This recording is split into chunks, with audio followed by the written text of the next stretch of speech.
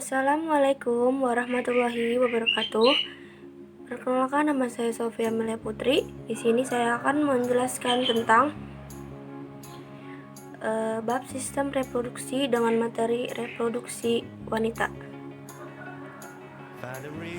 Mengapa setiap wanita mengalami menstruasi setiap bulan? Mari kita cari tahu jawabannya. Proses menstruasi terjadi karena tidak terjadinya pembuahan atau fertilisasi, sehingga dinding rahim yang telah menebal dan banyak mengandung pembuluh darah akan luluh atau terkikis bersama dengan sel telur atau ovum yang tidak dibuahi oleh sperma. Tahap-tahap menstruasi yaitu ada fase menstruasi, fase praovulasi, fase ovulasi, dan pasca ovulasi. Yang pertama, fase menstruasi. Fase menstruasi adalah luluh dan keluarnya dinding rahim karena berkurangnya kadar hormon estrogen dan progesteron. Pasokan oksigen berkurang, sel-sel dinding rahim mati, arteri meluruh sehingga terjadilah pendarahan yang disebut menstruasi.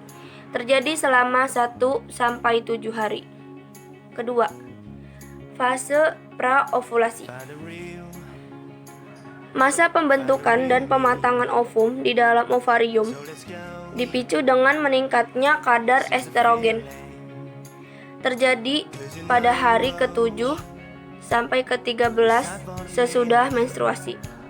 Ketiga, fase ovulasi, yang disebut dengan masa subur seorang wanita, adalah suatu masa di mana sel telur yang sudah matang siap untuk dibuahi. Kemungkinan besarnya adalah fase ini akan mengalami kehamilan pada hari ke-14 dari hari pertama menstruasi. 4. Fase pasca ovulasi. Fase kemunduran atau kekalahan ovum karena tidak dibuahi sperma. Pada fase ini terjadi peningkatan hormon estrogen dan progesteron oleh korpus luteum di ovarium sehingga dinding rahim mengalami penebalan untuk mempersiapkan kehamilan. Jika sel telur tidak dibuahi, korpus luteum mulai degenerasi sehingga reproduksi hormon berkurang, oksigen berkurang, sel-sel dinding rahim meluruh, dan terjadi pendarahan. Siklus menstruasi dimulai kembali. Ini adalah gambar fase menstruasi. Tanda dan gejala waktu menstruasi. 1. Perut terasa mulas, mual, dan panas. 2. Terasa nyeri waktu membuang air kecil. 3. Tubuh tidak fit. 4. Demam. 5. Sakit kepala dan pusing. 6. Keputihan. 7. Radang pada vagina. 8. Gatal-gatal pada kulit.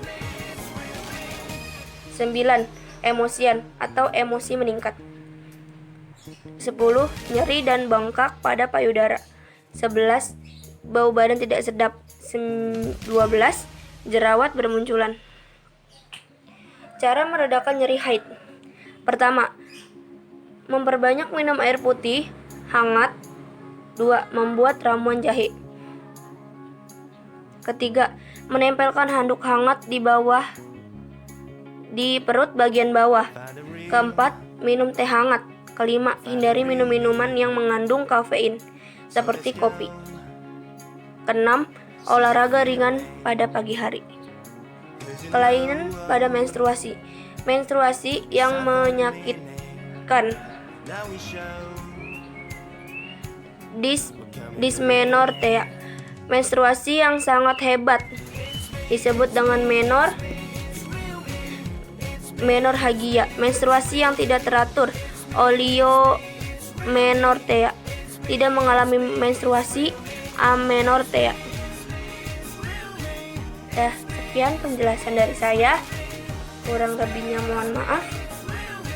Wassalamualaikum warahmatullahi wabarakatuh.